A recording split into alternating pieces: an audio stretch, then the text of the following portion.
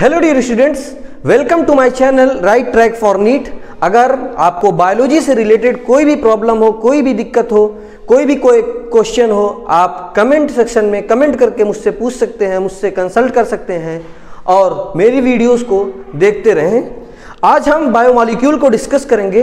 Biomolecule क्या है, इसमें इस चैप्टर में हम क्या क्या पढ़ेंगे, इस चैप्टर में इस चैप्टर की हमारी डेली लाइफ से क्या इंपॉर्टेंस है, ये सब हम इस चैप्टर में देखेंगे। तो अब हम कंटिन्यू करने जा रहे हैं।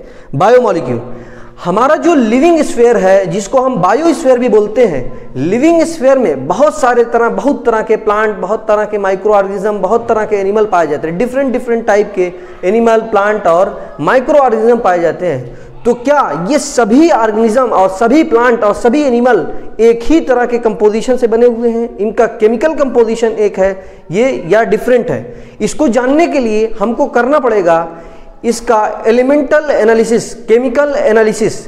इस केमिकल एनालिसिस को हम जब करते हैं तो हमको मिलता है कि इसके अंदर कार्बन होता है, हाइड्रोजन होता है, ऑक्सीजन होता है और भी बहुत सारी चीज़ें होती हैं। यानी सब में हमको देखने को मिलता है कि एलिमेंट लगभग सब में सेम होते हैं। लेकिन जब यही हम एनालिसिस किसी नॉन लिविंग बॉडी के ऊपर, किसी नॉन लिविंग चीज़ के ऊपर करते हैं, से द अर्थ क्रस्ट एक एग्जांपल है नॉन लिविंग का। नॉन लिविंग पर जब हम एलिमेंटल एनालिसिस करते हैं, केमिकल एनालिसिस करते हैं, तो हमको भी वही तमाम चीज़ें जो लिविंग में मिलती हैं वो सब के सब नॉन लिविंग में भी देखने को मिलती हैं।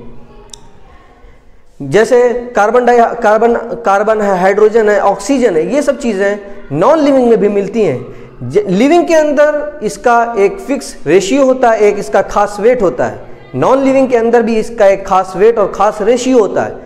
यानी presence of any material, any element is same both in living and non living. Living के अंदर जो केमिकल पाया जा रहा है, जो एलिमेंट लिविंग के अंदर है, वही नॉन लिविंग के अंदर है। बस अमाउंट में थोड़ा सा फर्क होता है, लेकिन एलिमेंट के पाए जाने में कोई भी डिफरेंस नहीं होता। इसीलिए बहुत सारे साइंटिस्ट, बहुत सारे बायोलॉजिस्ट, बहुत सारे थियोलॉजिस्ट भी अलग अलग इससे रिजल्ट निकालते हैं। जैसे बायोलॉजिस्ट कहते हैं कि ये इवोल्यूशन को प्रूफ करता है कि इंसान नॉन लिविंग से बना हुआ है और धीरे धीरे इवॉल्व होकर ह्यूमन बीइंग तक पहुंचा है। और थियोलॉजिस्ट कहते हैं कि इंसान मिट्टी से बना है और मिट्टी ही में मिल जाएगा। दोनों में जो चीज़ें पाई जाती हैं नॉन लिविंग और लिविंग में कार्बन और हाइड्रोजन का परसेंटेज रेशियो ज़्यादा होता है इन कंपैरिजन टू लिविंग। अब हमारे पास जो केमिकल एनालिसिस की टेक्निक होती हैं वो हायर लेवल की हैं, लेकिन क्लास 11 की लेवल में हम लोग दो टेक्निक पढ़ते हैं। एक हम लोग केमिकल एनालिसिस करते हैं with the help of trichloroacetic acid. Trichloroacetic acid को हम लोग लेते हैं एक मोर्टार और पिस्टल की हेल्प से। हम लोग लिविंग ट्राइक्लोरोएसिटिक एसिड को लेते हैं और एक लिविंग टिश्यू को लेते हैं। कहिए एनिमल टिश्यू को ले लिया हमने, लिवर को ले लिया या प्लांट टिश्यू को ले लिया, लीफ वगैरह ले लिया। हम उसको एक पिस्टल और मोर्टार की हेल्प से ट्राइक्लोरोएसिटिक एसिड उसके अंदर डालकर हम लोग उसकी एक थिक स्लरी बना लेंगे। आपने पिस्टल और मोर्टार को नहीं समझा होगा, तो देहाती में हम लोग ओखली कहते हैं या हिंदी लैंग्वेज में हम लोग ओखली कहते हैं। ओखली के अंदर लिविंग टिश्यू को डालकर हम पीस लेंगे और उसके अंदर ट्राइक्लोरोएसिटिक एसिड CCl3COOH डाल देंगे। और हम क्या करेंगे, जब हमने उसको पीस लिया एक थिक स्लरी हमको मिलेगी, हम उस थिक स्लरी को कॉटन क्लॉथ की हेल्प से या चीज़ क्लॉथ की हेल्प से, जैसे मैंने इस कॉटन के कपड़े में थिक स्लरी को डाला तो मैंने इसको अब छाना यानी एक्सट्रैक्ट किया, तो हमारे कपड़े में कोई चीज़ रह जाती है थोड़ा सा बची हुई, कुछ लिक्विड के फॉर्म में नीचे गिर जाता है। जो कपड़े के अंदर रह जाता है उसको हम लोग बोलते हैं रिटेंटेट या एसिड इनसॉल्युबल पूल। जो कपड़े से बाहर नीचे निकल गया उसको हम लोग बोलते हैं फिल्ट्रेट या एसिड सॉल्युबल पूल। दोनों में, चाहे वो रिटेंटेट हो चाहे वो फिल्ट्रेट हो, दोनों में thousands of organic and inorganic compound होते हैं। और दोनों के बारे में एक बार अभी हम आगे चलकर फिर डिस्कस करेंगे। एक मेथड हमारे पास होता है, हम बर्न करके उसको चेक करते हैं कि इसमें क्या क्या एलिमेंट, क्या क्या कंपाउंड पाए जाते हैं। जो सेपरेशन टेक्निक को अप्लाई करके, जैसे आपने केमिस्ट्री में पढ़ा होगा या अभी पढ़ेंगे, क्रोमेटोग्राफी यही सब होती है, डिस्टिलेशन वगैरह। तो हम लोग क्या करते हैं, जलाकर उसको कार्बन के कंपाउंड CO2 के फॉर्म में निकल जाते हैं, कार्बन CO2 के फॉर्म में कन्वर्ट हो जाती है, हाइड्रोजन वाटर वेपर के फॉर्म में कन्वर्ट होकर दोनों अलग हो जाते हैं। जो अब हमारे पास मैटर बचता है जिसको हम लोग बोलते हैं ऐश, जिसको राख बोलते हैं हिंदी में, राख जो बचती है, इस राख के अंदर बहुत सारे कंपाउंड होते हैं जैसे कैल्शियम, मैग्नीशियम, सल्फेट, फॉस्फेट, बहुत सारी चीज़ें होती है, इनऑर्गेनिक और ऑर्गेनिक दोनों। लेकिन हमारे पास वेट भी दो तरीके का होता है, एक ड्राई वेट जिसके अंदर पानी नहीं होता, जिसको हम पानी को हमने वेपर के फॉर्म में निकाल दिया हो, एक होता है वेट वेट जिसके अंदर पानी होता है। तो जब हम इसकी केमिकल एनालिसिस करते हैं तो हमको बहुत सारी चीज़ें मिलती हैं, जैसे एक टेबल एनसीईआरटी में बनी हुई है जिसको यहाँ डिस्कस करना बेहद इंपॉर्टेंट है, क्योंकि इससे आपसे उस टेबल से आपसे क्वेश्चन बहुत पूछा जाता है। जैसे एक एलिमेंट होता है जो नॉन लिविंग के अंदर लिविंग के अंदर पाया ही नहीं जाता, जिसका नाम है सिलिकन। सिलिकन जो होता है वो लिविंग बॉडी के अंदर नहीं, नॉन लिविंग के अंदर अर्थ क्रस्ट में पाया जाता है। सिलिकन नॉन लिविंग बॉडी के अंदर इसलिए नहीं पाया जाता क्योंकि ये लिविंग के लिए हार्मफुल होता है। आपसे एक क्वेश्चन और पूछा जाता है, बताइए कौन सा एलिमेंट होता है, कौन सी नॉन मेटल जो होती है वो लिविंग बॉडी के अंदर सबसे ज़्यादा पाई जाती है? तो ऑक्सीजन सबसे ज़्यादा लिविंग बॉडी के अंदर ऑक्सीजन पाया जाता है। जबकि कौन सी मेटल पूछ दिया जाए, अगर आपसे मेटल पूछ दिया जाए कौन सी मेटल लिविंग बॉडी के अंदर पाई जाती है सबसे ज़्यादा, तो याद रखिए कैल्शियम सबसे ज़्यादा, मेटल में कैल्शियम सबसे ज़्यादा पाई जाती है।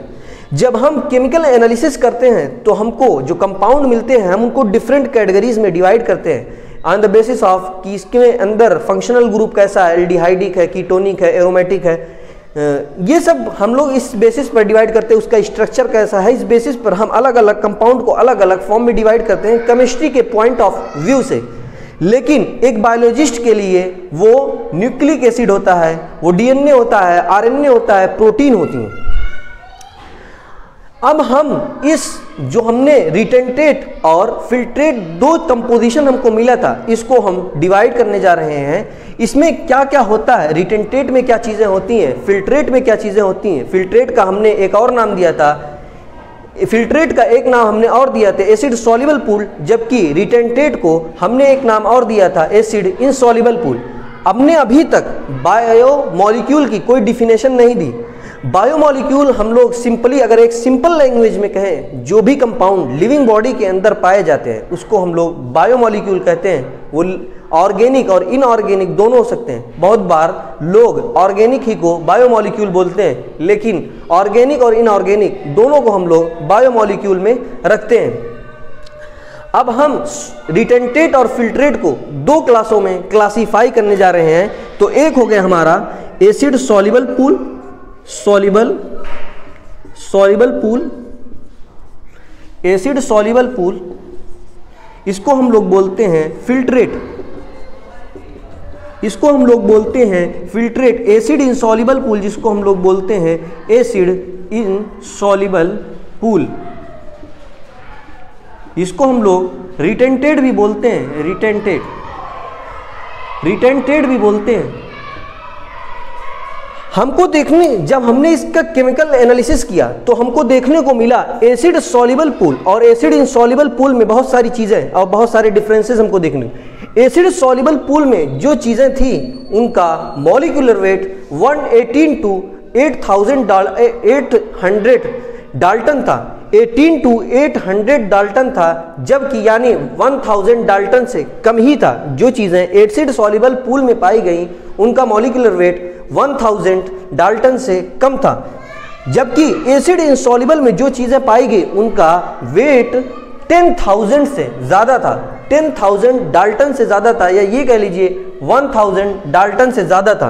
तो सबसे पहले इसका लेस देन 1000 डाल्टन, 1000 डाल्टन, इसका मोर देन 1000 डाल्टन। सबसे पहला डिफरेंस दोनों में यही होता है।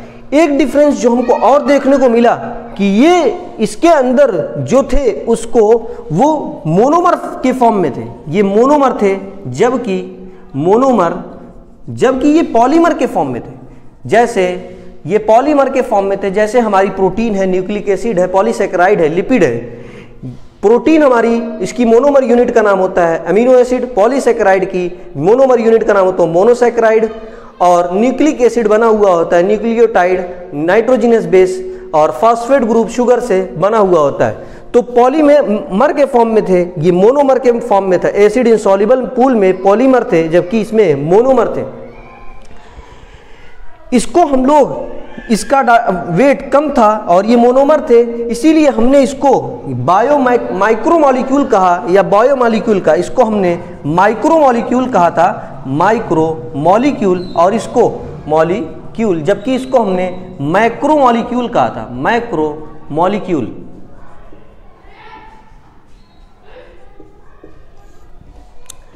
इसको हमने मैक्रोमॉलिक्यूल कहा था, इसको माइक्रोमॉलिक्यूल कहा था, या सिंपली बायोमॉलिक्यूल कहा था।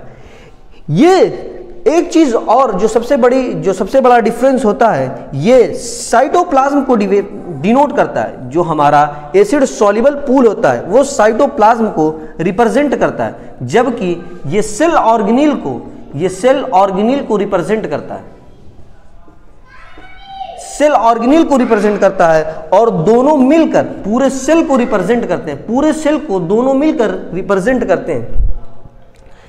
एक क्वेश्चन आपसे पूछा जाता है कि बताइए लिपिड को हम लोग मैक्रोमॉलिक्यूल की लिस्ट में क्यों रखते हैं, जबकि वो ट्रूली मैक्रोमॉलिक्यूल नहीं है, ट्रूली एसिड इंसॉल्युबल पूल नहीं है, इंसॉल्युबल पूल में ट्रूली नहीं है ये, फिर भी हम इसको क्यों रखते हैं, जबकि ये मोनोमेरिक फॉर्म में होते हैं, जबकि यहाँ पर जितने होते हैं सब पॉलीमर होते हैं। लिपिड का इसका आंसर ये कि लिपिड दरअसल हम जब सेपरेशन टेक्निक में लिपिड को अलग करते हैं, सेपरेशन टेक्निक में लिपिड को जब अलग करने जाते हैं तो लिपिड अलग नहीं हो पाता। क्यों?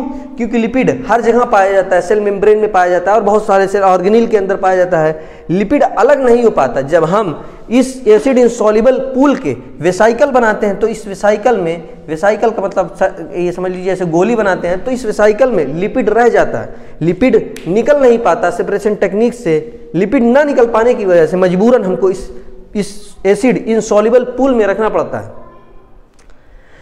जब हमने पूरा केमिकल एनालिसिस कर दिया तो हमको एक मेजर चीज़ें मिली, जिसको एक एनसीईआरटी में बहुत सारी मेजर चीज़ें जो मिली थी उसको एनसीईआरटी में एक टेबल में डिस्कस किया गया। अक्सर आपसे क्वेश्चन भी पूछा जाता है नीट वगैरह में, आपके बोर्ड में भी पूछते हैं, बोर्ड तो 11th होता नहीं है, स्कूल में भी पूछा जाता है, क्योंकि स्कूल वाले भी पेपर नीट के पेपर से भी बनाते हैं। वाटर जो होता है सबसे ज़्यादा किसी भी लिविंग बॉडी के अंदर वाटर सबसे ज़्यादा पाया जाता है, 70 to 90% वाटर पाया जाता है। उसके बाद प्रोटीन 10 to 15% पाई जाती है, कार्बोहाइड्रेट 3%, लिपिड 2%, आयन जो होते हैं 1%, जबकि न्यूक्लिक एसिड होते हैं 5 to 7%। ये टेबल काफ़ी इंपॉर्टेंट होती है, आप इसको याद रखिएगा। तो आज हमने बायोमॉलिक्यूल को डिस्कस किया कि जो भी मॉलिक्यूल लिविंग बॉडी के अंदर पाए जाते हैं हम उसको, या कार्बन कंटेनिंग मॉलिक्यूल को हम लोग सिंपली बायोमॉलिक्यूल कहते हैं। बहुत सारी सेपरेशन टेक्निक से हमको इसके बारे में हमको पता चलता है कि कौन से कंपाउंड हमारी बॉडी के अंदर हैं, कितने रेशियो में है, उसका रेशियो क्या है, उसका वेट क्या है। किसी भी लिविंग बॉडी के अंदर कार्बन और हाइड्रोजन ज़्यादा होता है नॉन लिविंग बॉडी के कंपैरिजन में। हमने बायोमॉलिक्यूल को 2 क्लासों में क्लासीफाई किया, एक मैक्रो एक माइक्रो। माइक्रो में एसिड सॉल्युबल पूल वाले थे, फिल्ट्रेट वाले थे, इनका वेट 1000 डाल्टन से कम था, जबकि मोनोमर के फॉर्म में थे। माइक्रोमॉलिक्यूल हमने इसका नाम दिया, ये साइटोप्लाज्म को डिनोट कर रहे थे।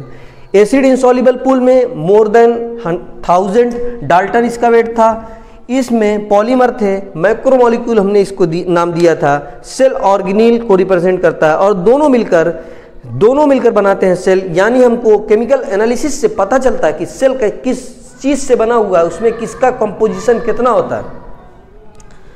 फिर हमने एक एनसीईआरटी की टेबल को डिस्कस किया कि वाटर हमारी बॉडी में 70 to 90%, किसी भी लिविंग बॉडी के अंदर 70 to 90%, protein 10 to 15%, nucleic acid 5 to 7%, ions 1% होते हैं। आप इसको अच्छे से रिवाइज कर लीजिएगा, ठीक है। कोई भी डाउट रहे बेझिझक आप कमेंट करिए, पूछिए, लेकिन पढ़िए मेहनत से, ठीक है। Thank you.